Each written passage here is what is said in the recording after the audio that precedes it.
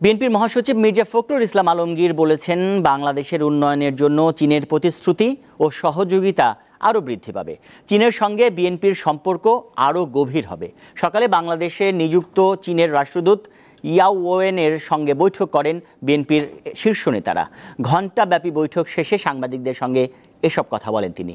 মির্জা ফখরুল জানান, বৈঠকে চীনের রাষ্ট্রদূতের স্পষ্ট করে বলেছেন, তারা আধিপত্যবাদে বিশ্বাস করেন না। বাংলাদেশের ভূ রাজনৈতিক যে পরিস্থিতি, সেই পরিস্থিতি চীন বাংলাদেশের জনগণের পাশে থাকবে।